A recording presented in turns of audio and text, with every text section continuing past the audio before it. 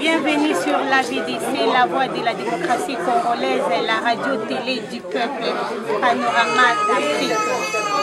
Aujourd'hui, nous avons l'honneur de recevoir Madame Clotilde. Elle fut ministre de l'Assurance Maladie Universelle du gouvernement de Laurent Gbagbo, ancien président de la Côte d'Ivoire. Bonjour madame. Très heureux de vous recevoir. Merci. Madame, dans votre intervention, vous dites que la lutte du président Laurent Gbagbo est une lutte non seulement de la Côte d'Ivoire, mais celle de l'Afrique tout entière. Et si tel est le cas, avez-vous demandé aux leaders africains qui luttent comme lui contre le néocolonialisme de vous épauler un peu dans le démarche de la sortie de Laurent Gbagbo à la CPI? Merci beaucoup. Oui, effectivement, le combat de Laurent Gbagbo transcende les limites géographiques de la Côte d'Ivoire. Et c'est un combat pour la souveraineté des États africains, parce que nous savons tous que les pays africains, surtout les pays de l'espace francophone, ne sont pas véritablement indépendants, puisque la France a une mainmise encore très importante sur ces pays-là. Et Laurent Gbagbo, il se battait justement pour que ces pays africains soient indépendants, totalement indépendants, libres de leur destin, libres d'entreprendre ce qui est bien pour les intérêts de leurs différents peuples. Et aujourd'hui, je sais que des initiatives sont prises en direction des chefs d'État africains pour que la situation de Laurent Gbagbo soit examinée sérieusement par ces chefs d'État africains. Parce que comme dit un proverbe de chez nous, quand la case de ton voisin brûle, il faut l'aider à éteindre le feu. Parce que ce qui est arrivé à Laurent Gbagbo peut arriver à d'autres. Donc les chefs d'État africains, je pense, sont suffisamment sensibilisés pour que la cause de Laurent Gbagbo soit entendue. Et je me rappelle très bien qu'au mois d'octobre dernier, octobre ou novembre, je ne sais plus trop bien, mais c'était l'année dernière en tout cas, en 2013, pour les chefs d'État africains réunis au sein de l'Union africaine, il était question d'examiner s'il fallait sortir de la CPI ou pas. Et à la fin, bon, ils ont décidé de continuer d'être avec la CPI, mais tout en interpellant la communauté internationale sur le fait que la CPI existe. On a l'impression que la CPI existe, et c'est vrai, existe uniquement que pour les chefs d'État africains. Et ce n'est pas juste, parce qu'il ne doit pas avoir une justice internationale uniquement dirigée contre les chefs d'État africains. Est-ce qu'il y a un ou deux présidents africains que vous pouvez citer les noms qui sont vraiment engagés à la démarche? Mais je peux pas citer des noms, mais on a vu dans certains journaux, il y a eu des interviews de certains chefs d'État africains, notamment le chef d'État africain, le chef d'État de la Guinée équatoriale par exemple, qui a fait une interview qui est paru dans un journal et qui disait que le sort qui est fait à Laurent Gbagbo, je résume, hein, le sort qui est fait à Laurent Gbagbo est une injustice. Merci madame. Nous avons vu aussi un des avocats du président Laurent Gbagbo a dit, je cite, Laurent Gbagbo n'a rien à voir avec Ouattara, ni avec la Côte d'Ivoire, mais avec la nobuleuse communauté internationale, nommément la France et Sarkozy en particulier. Êtes-vous du même avis? Oui, moi je suis du même avis. Je suis du même avis, tant entendu que Laurent Gbagbo est considéré un peu comme le vilain petit canard du conte. Laurent Gbagbo, c'est la personnalité qui lutte contre la France-Afrique. Par ses positions, par sa politique, par son programme de gouvernement, il est en déphasage total avec la France-Afrique. Or, les tenants de la France-Afrique, c'est la France, plus les autres chefs d'État africains de cette nébuleuse-là qu'on appelle la France-Afrique, et qui ne sont pas d'accord avec les choix de Laurent Gbagbo. Donc c'est cette communauté internationale, cette nébuleuse qui est la France-Afrique, qui a sorti Laurent Gbagbo du jeu politique et qui est venu installer à coups de bombe M. Alassane Ouattara. C'est pour cela que moi je dis que tout compte fait, si on veut bien voir, c'est pas tellement contre Alassane Ouattara qu'il faut mener le combat, mais c'est contre la France-Afrique et contre la France qui est la locomotive de cette France-Afrique-là. Nous avons suivi aussi votre intervention. Si je comprends, vous étiez là les jours de l'arrestation du président Laurent Gbagbo avec d'autres ministres. Mais on a appris qu'il y a beaucoup de ministres qui sont arrêtés là-bas, qui sont devenus des prisonniers politiques. Mais comment vous vous retrouvez ici? Oui, moi je n'étais pas à la résidence du président quand il y a eu l'arrestation du président. J'allais à la résidence du président, je venais de mon village et j'allais directement à la résidence où il y avait d'autres ministres qui attendaient. Et moi je partais les retrouver pour rester avec le président, pour lui tenir chaud par rapport à ce qui lui arrivait. Et heureusement ou malheureusement, c'est selon, quand je suis arrivée à l'entrée d'Abidjan, à Yopougon, au corridor de GESCO, les militaires qui étaient là m'ont dit, Madame le ministre, vous ne pouvez pas continuer jusqu'à Cocody parce qu'il y a les combats au niveau d'Adjamé, au niveau du sanctuaire marial. Donc vous devez soit rebrousser chemin ou rentrer dans Yopougon.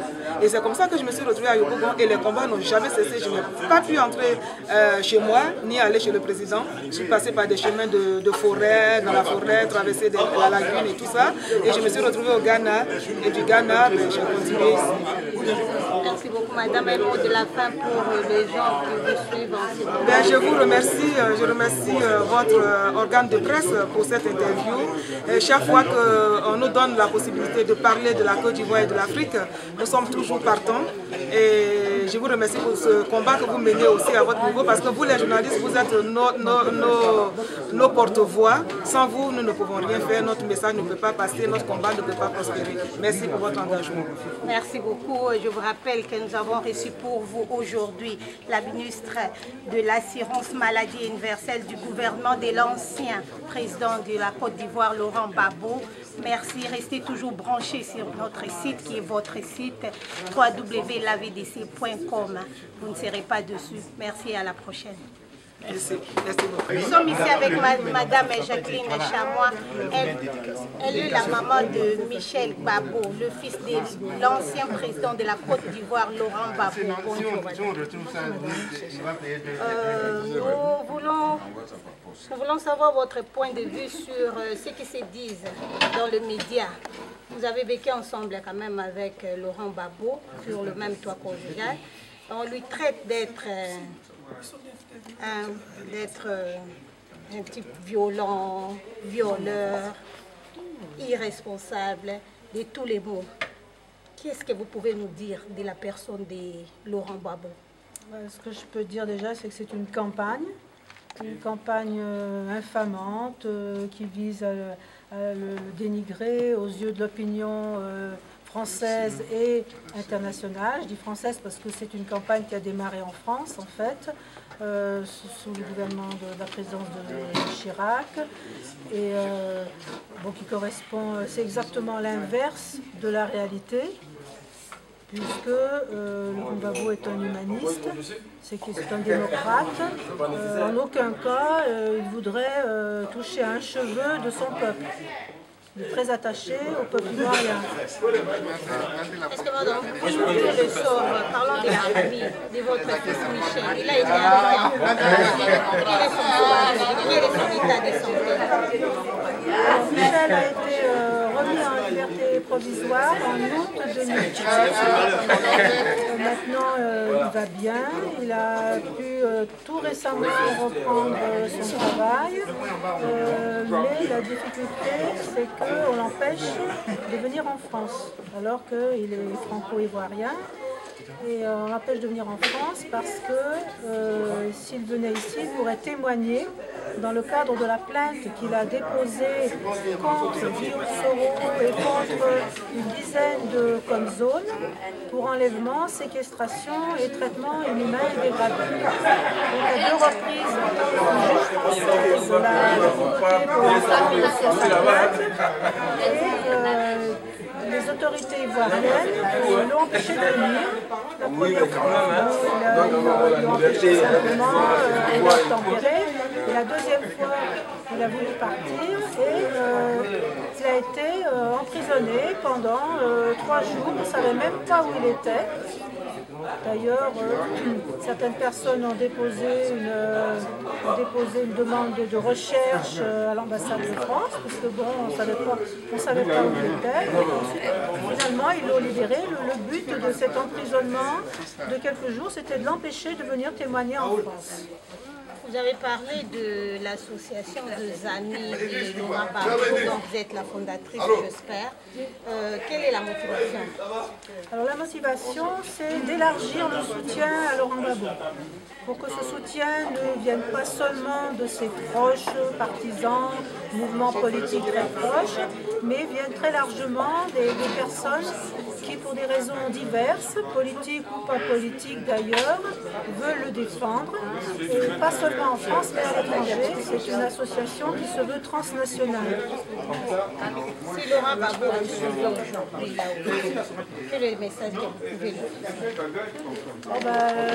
Vous voulez dire si maintenant il entendait ce qu'on dit? Oui. Mais je pense que Laurent Gbagbo sera certainement heureux de voir que tant d'Ivoiriens sont prêts à le défendre,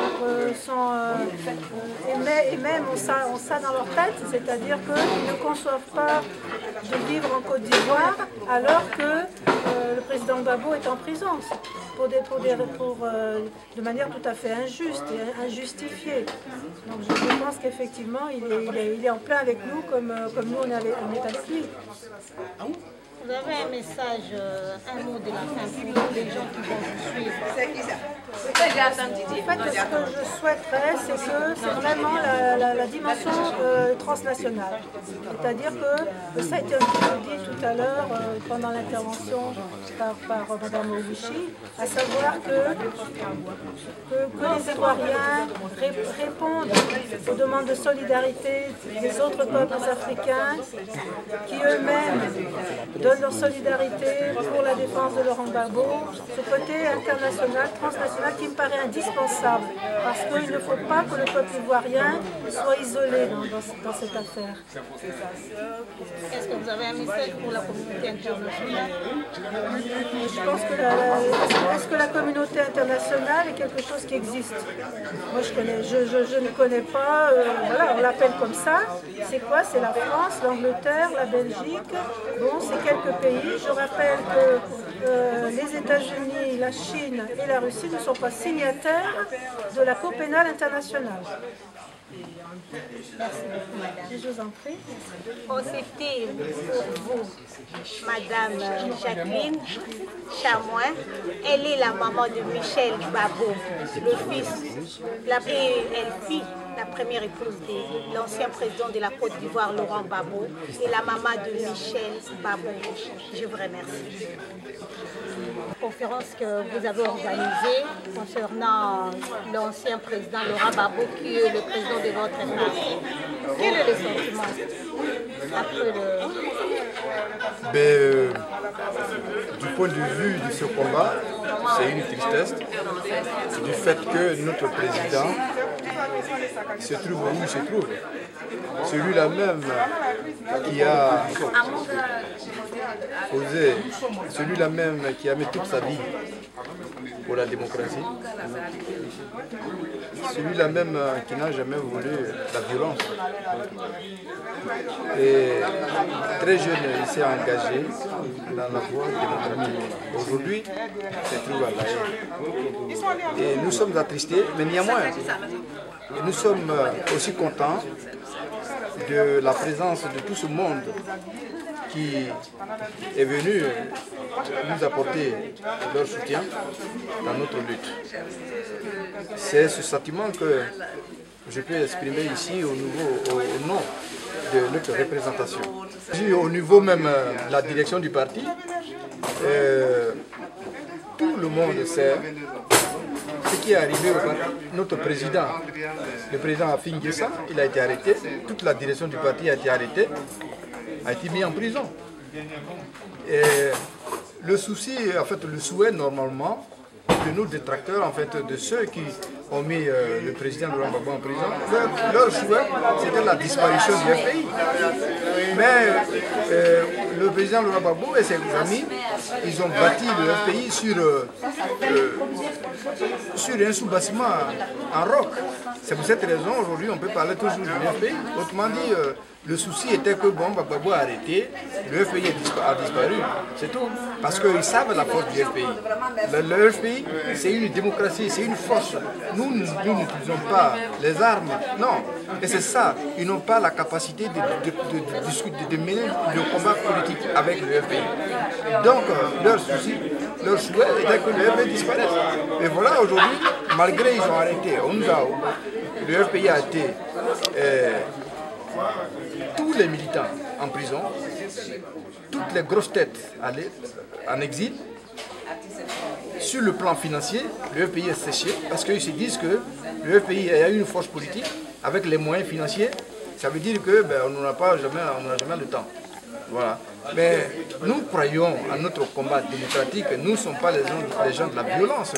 Le président Laurent Gbagbo nous a appris la démocratie, la lutte démocratique. Et donc c'est ce que nous faisons. C'est ça qui nous anime qu'aujourd'hui, vous voyez, tout le monde est présent. On n'est pas, le parti est en marche, le parti vit. Voilà, le parti vit. Le président Afin N'Guessan, lorsqu'il est sorti de la prison, il a fait le tour de la Côte d'Ivoire. Même aujourd'hui, il est comme au nord de la Côte d'Ivoire. Chose qui n'était pas facile. Et donc il y a l'espoir. Mais ce n'est pas facile parce que nous sommes opposés à des obstacles. Et ceux qui ne veulent même pas que le FPI existe. Donc c'est tout à fait normal. Mais nous croyons à notre combat démocratique. Nous savons que le FPI, c'est une force. Voilà. C'est pour cette raison que nous sommes là. Et je pense que la preuve est là. Partout en France, vous voyez les Ivoiriens faire des démonstrations en Angleterre, aux États-Unis. Malgré les maigres moyens que nous avons, nous menions le combat. En Côte d'Ivoire, ils ont arrêté toute l'économie de nos leaders. Mais comment ils font? C'est parce qu'il y a des milliers des Ivoiriens qui croient à notre capacité. C'est pour cette raison aujourd'hui on peut avoir ce qu'il y a. Parce que sans les moyens financiers, on ne peut rien faire. L'argent, c'est le nerf de la guerre. Mais ils nous ont primés de tout ça. Mais il y a des gens de bonne volonté qui pensent que... Ils disent que vous avez volé l'argent du peuple. Je ne sais pas, c'est le voleur qui sait son ami voleur. Mais moi, je ne crois pas un seul instant parce que Gbagbo Laurent ne nous a jamais inculqué cela. D'abord, même lorsqu'il a été arrêté, ils ont dit qu'il a détourné l'argent, patati patata. Eux-mêmes, ils ont compris, ils ont constaté qu'il n'y a même pas un rang en Suisse, où eux là même là, ils mettent leur argent. Ils n'ont rien trouvé où Gbagbo Laurent a l'argent. Donc, ils ne nous ont pas appris cela. Ils ne nous ont pas appris cela. Ils savent pourquoi ils ont arrêté Gbagbo, ils savent pourquoi ils ont attaqué le FPI, parce que Gbagbo Laurent, il mène un combat africain, la liberté, l'indépendance vraie de l'Afrique, l'indépendance vraie de la Côte d'Ivoire.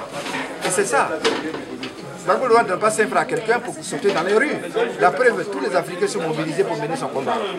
C'est une force politique. C'est une idée. Gbagbo Laurent, il est tout. Il ne paye pas la conscience de quelqu'un. C'est ça la politique aussi. Pour adhérer à un parti politique, c'est la conviction. C'est l'idéologie. C'est ça.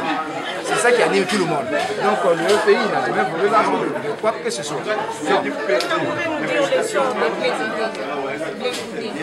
Mais Blé Goudé, je ne pense pas que... Blé Goudé, il a dans le même sens que son patron, qui est Laurent Gbagbo. Non, mais effectivement, Blé Goudé, nous avons les échos, et qui se posent d'abord, même, il nous a dit de ne pas qu'on s'inquiète, mais il est là, et qu'on ira jusqu'au bout, comme le papa lui a dit, on ira jusqu'au bout. Ils savent très bien que Blé Goudé, il n'a jamais pris une arme. Blé Goudé a fait le tour de la Côte d'Ivoire. Blé Goudé a même appelé à la mobilisation pour qu'il y ait la paix. Blé Goudé, il a toujours défendu les mains nues son pays. Oui. Pour une personne, Ouattao par exemple, ceux qui ont tué le Ouattao, c'est Blé Goudé, il a invité chez lui à la maison, à Yopougon, pour la paix, tout ça. Blé Goudé est allé le chercher à l'aéroport. Donc tout le monde, les gens de bonne foi, les gens qui sont les démocrates, ils savent qui est Blé Goudé. Blé Goudé, il n'a jamais existé quelqu'un. Ils ont peur. Quand tu n'aimes pas un chien, tu dis qu'il a la rage pour la battre. Blé Goudé, nous avons constaté que depuis l'arrestation de Blé Goudé, la jeunesse a été affaiblie. C'est comme si Blé Goudé qui luttait contre la sensibilisation de la jeunesse. Mais il n'y avait pas de gens qui l'avaient préparé. On peut le constater, mais la jeunesse n'est pas affaiblie parce que quand on avait le président de la jeunesse, le président intérimaire Cour, vous avez vu, il a été arrêté à maintes reprises parce qu'il menait le combat de la jeunesse du FPI. En même temps, il menait le combat des jeunes panafricains, qui était la base politique de Blé Goudé. La jeunesse ivoirienne est toujours là. La jeunesse ivoirienne des patriotes, ils sont toujours là. Mais vous savez, ils ont mis des militaires partout, même dans les villages. Ils empêchent les gens de mener le combat démocratique. Ils arrêtent tout le monde. Même, il y a eu des réunions à Yopougon où ils ont tout cassé. La jeunesse même a fait des meetings, ils ont tout cassé. Mais ils emploient tous les moyens du monde pour étouffer la démocratie en Côte d'Ivoire. Mais ça n'y arrivera pas. La démocratie triomphera. La vérité triomphera. C'est ça.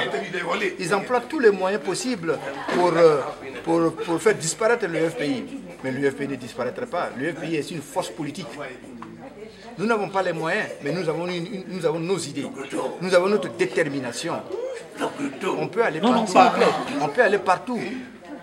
Quand on parlera du FPI, parce que c'est une idéologie.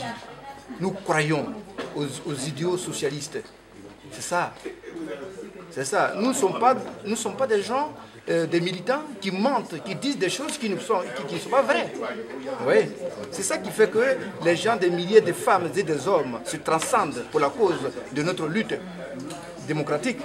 Nous menons un combat démocratique. Nous ne faisons pas des réunions pour dire comment nous allons réunir l'argent pour aller acheter des arbres. Non, Gbagbo Laurent ne nous a pas appris cela. C'est ça ce qui est notre force. Et c'est ça les gens. Ils ne peuvent pas se mesurer à nous. Et voilà pourquoi ils veulent nous opprimer. Mais ils n'y arriveront pas. Vous avez quand même le soutien on connaît quand même par exemple des joueurs, des footballeurs ivoiriens qui ont beaucoup d'argent. Vous avez quand même leur soutien. Non, le sport c'est une autre chose. Le sport c'est le sport. Nous ne sommes pas financés par les joueurs. Moi je ne sais même pas du tout. Nous on va ici, on a fait le tour de la Scandinavie. Spécialement, on n'a rien jamais reçu d'un joueur. Même, je ne crois même pas, je n'ai jamais été informé que notre parti est soutenu par des joueurs. Si tel était le cas, mais je pense que ce gouvernement n'en a jamais existé. Parce que, dis-moi, nos joueurs, c'est tous des professionnels, c'est des millions qu'ils ont, ils ont de l'argent. Même Drogba seulement. Lui seul, s'il voulait vraiment financer, on aurait ce qu'on aurait eu. Oui. Donc, tu sais, comme je le disais tout à l'heure, quand tu n'aimes pas un chien, tu dis qu'il a la rage pour le battre. C'est tout. Ils n'ont pas d'arguments. La politique, ce sont des arguments. Ce n'est pas une force. La force physique, tout ça, c'est la faiblesse. Il faut discuter. Gbagbo Laurent nous a appris, asseyons-nous et discutons. Et les gens n'ont pas la capacité de le faire. Parce que si ils osent le faire, ils seront à terre. C'est ça qui est notre force. C'est ça qui est la force du FPI. Nous, on est ici, on ne reçoit pas de salaire, mais nous avons notre détermination, nous avons notre cœur. C'est tout. Il n'y a pas aucun joueur qui finance le FPI, à ce que je sache. Ils ont dit Gbagbo Laurent a détourné l'argent. Mais ils ont fouillé partout, ils n'ont jamais eu 5 francs de Gbagbo Laurent, il n'a jamais investi quelque part. Jamais. Il prend même ses vacances, il va à San Pedro, à Grand Bérébé. Pendant où les gens ils vont en France pour s'asseoir, ils ont des maisons en France, ils n'ont rien trouvé pour Gbagbo Laurent. C'est ça lui.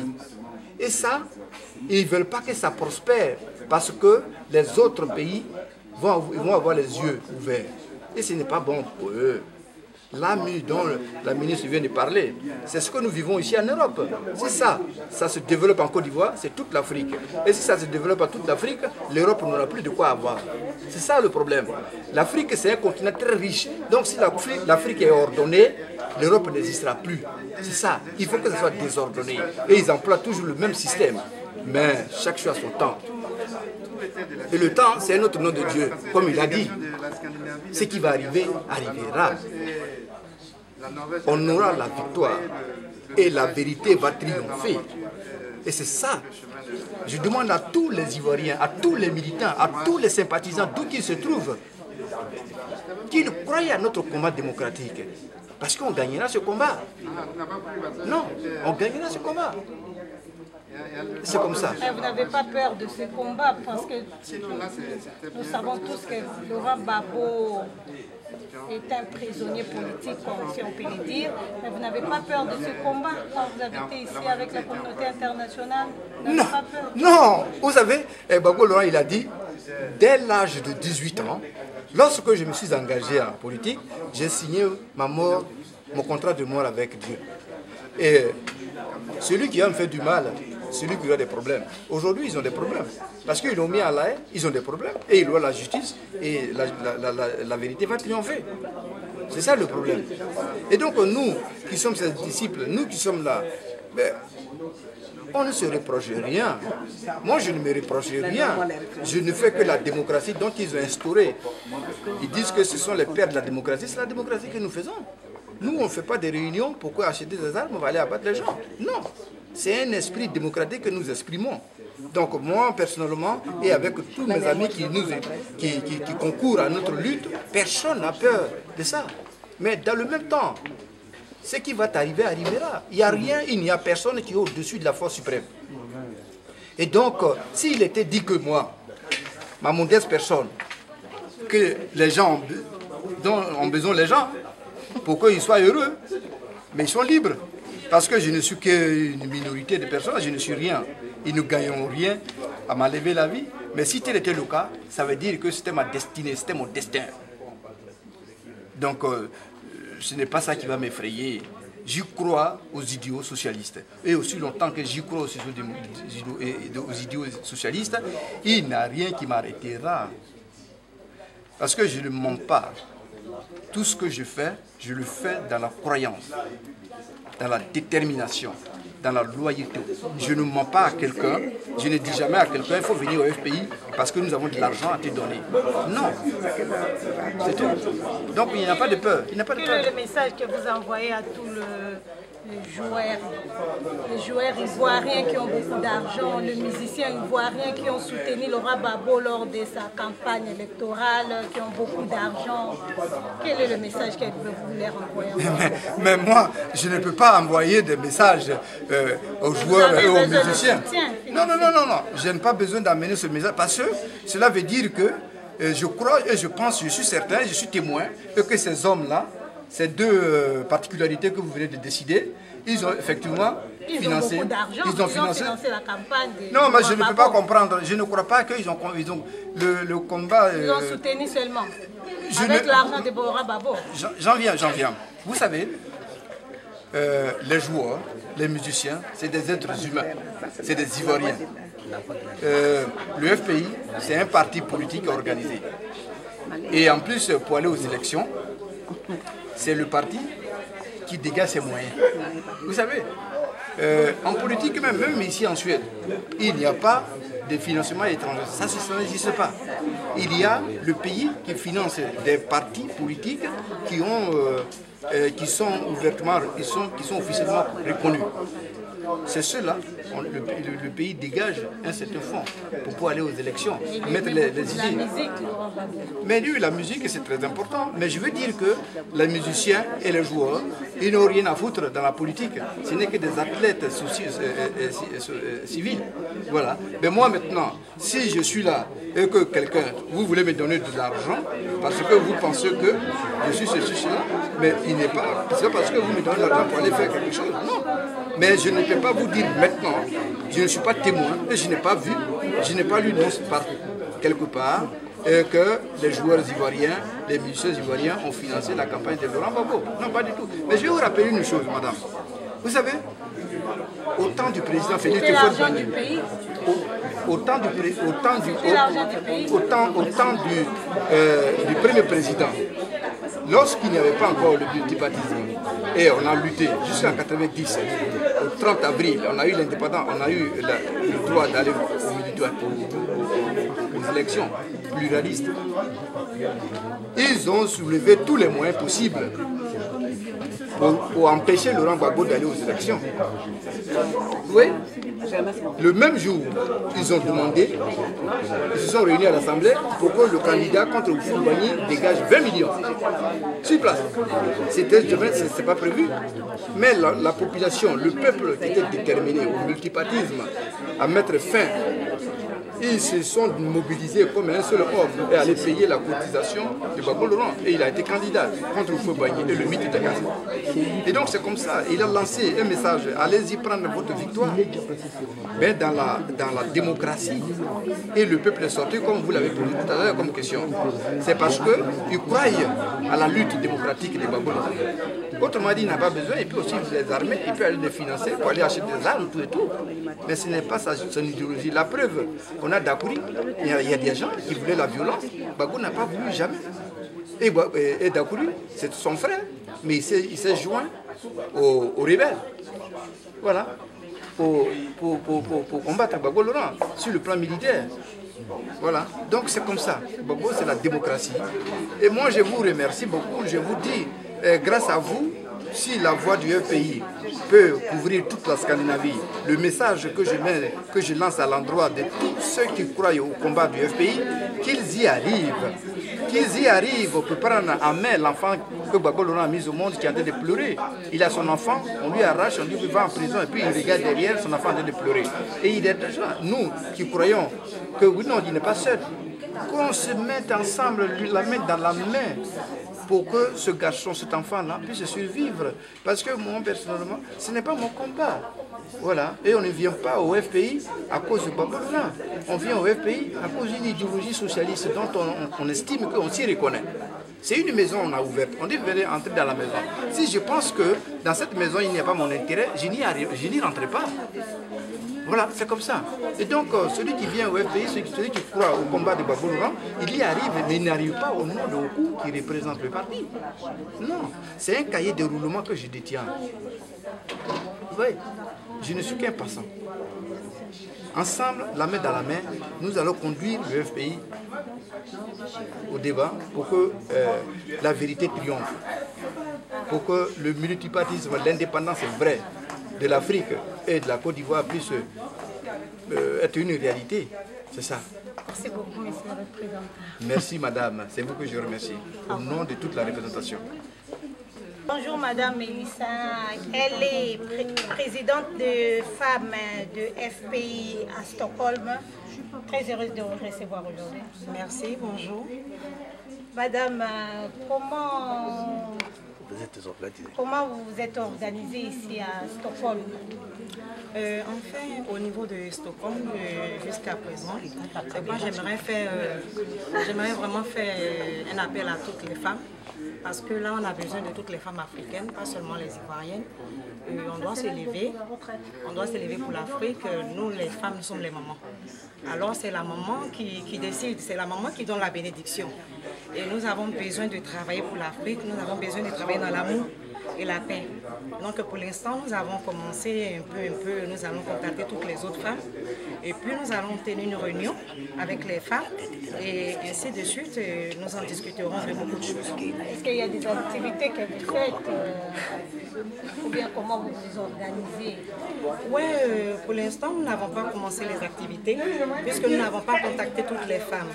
Et c'est maintenant que nous allons commencer le travail. Alors, je demande à toutes les femmes de venir, toutes les mamans, de venir, qu'on se tienne la main, dans la paix, l'amour et la réconciliation, qu'on reconstruise l'Afrique. L'Afrique a besoin d'être reconstruite, l'Afrique a besoin d'amour et de paix. Nous n'allons pas tout le temps s'entre-déchirer entre nous. Alors nous devons travailler ensemble et faire des activités ensemble. Vous faites appel aux femmes africaines ou bien aux Ivoiriennes? Non, je n'ai pas seulement fait appel aux femmes ivoiriennes, parce que là, on parle de toute l'Afrique, ce n'est pas seulement la Côte d'Ivoire. Ce n'est pas seulement la Côte d'Ivoire qui est en guerre, il y a beaucoup de pays qui sont en guerre. Alors c'est mieux qu'on travaille tout ensemble, parce que qui dit la Côte d'Ivoire dit le Congo, dit le Cameroun, dit le Nigeria.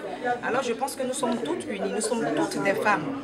Alors des moments, c'est pourquoi je fais appel à toutes les femmes. Voilà. Alors si une femme vous suivez, que vous contactez, oui. Quels sont vos numéros de contact, comment elle peut vous contacter? Vous avez des horaires ou bien vous avez planifié votre calendrier ou comment? Oui, en fait, le calendrier, il n'y a pas de problème. J'ai le contact de la secrétaire qui est là. Et puis, je donne aussi mon contact. Je ne sais pas si je peux donner le contact maintenant, qui est le 073 664 93 12. Et de me contacter en cas d'information et en cas de beaucoup de choses, de renseignements et de tout. Et comme ça, nous pourrons travailler tout ensemble. Merci beaucoup, Madame Mélissa. Je rappelle, elle est la présidente de femmes de FPI à Stockholm. Vraiment courage. Merci beaucoup. Merci à vous aussi. Merci beaucoup à tous nos téléspectateurs de nous avoir suivis. Je sais que vous avez été nombreux branchés sur votre petit écran sur www.lavdc.com. Restez toujours branchés et vous ne serez pas dessus. Au revoir et à la prochaine. Je remercie l'équipe qui était à la technique. Arman qui a été à la caméra. Il est vraiment génial. Au revoir et à la prochaine. En fait, c'est ça l'homme. Il marche, mais il laisse des traces sur le chemin qu'il parcourt. Comme ça, on peut le retrouver.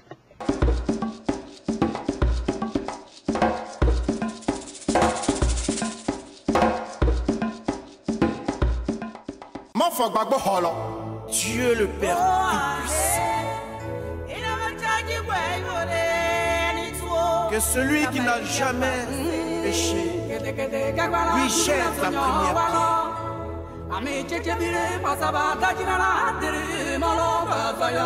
pierre. Jesus, le pro.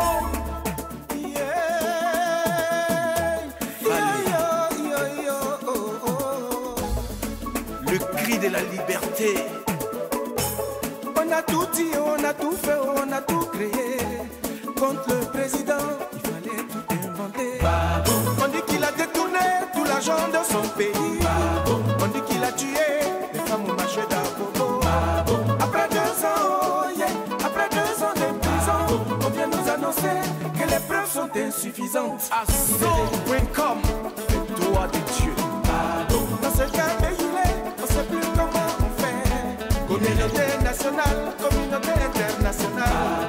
La honte a cassé des yeux, la honte a déshonoré, la honte a brisé des cœurs, mais ça n'a jamais tué. Alors, bullshit. Libérez Gbagbo, Gbagbo Laurent, le bouti de maman. Libérez notre président. Il est innocent, si tu n'as rien trouvé. Pour libérer Gbagbo. Tu l'as arrêté, tu l'as accusé, tu n'as plus de preuves. Choquant. Choc. Libérez Gbagbo Laurent. Libérez Gbagbo Laurent. Toi le colon, où est ta raison? Ça fait pitié. Faut libérer notre président. Toi le faux frère, tu as libéré Gbagbo. On n'a plus de repères. Faut libérer notre président.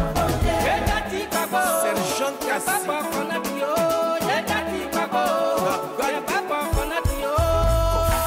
Papa vous a dit qu'il a gagné ses élections. Il vous avait dit, venez on va raconter. Remonter les voix, c'est mieux que sortir le tuyau. Les Kids, pour ça vous avez frappé tout le monde. À la place du dialogue, vous avez choisi la guerre.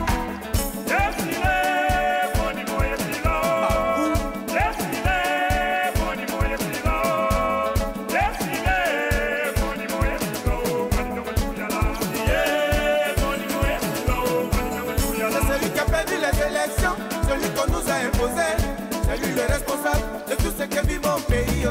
PSK. Président qui prie, libérez Gbagbo.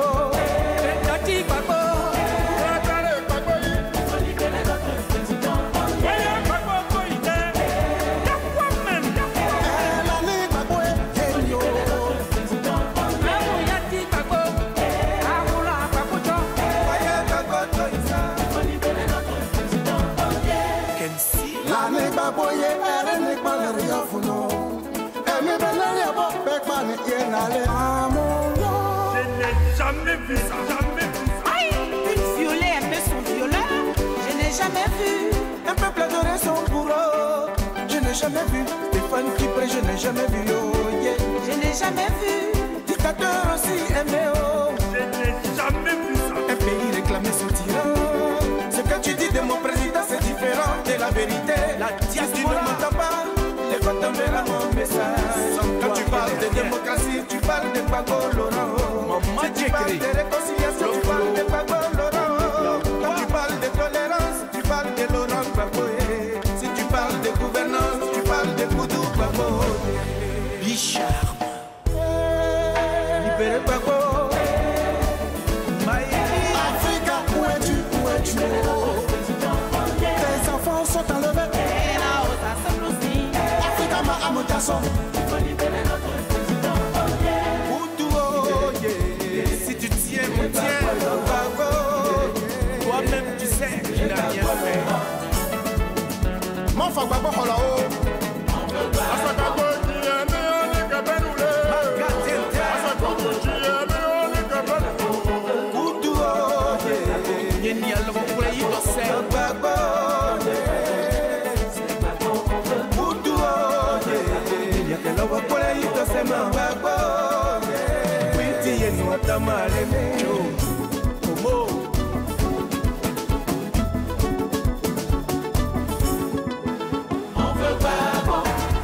C'est Gbagbo ou rien. On veut Gbagbo.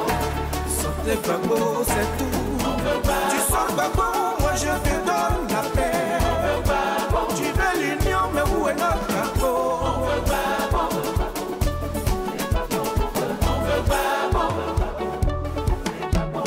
On veut Gbagbo. Réconciliation, c'est pas sans Gbagbo. On veut Gbagbo. Si tu veux causer, faut sortir Gbagbo.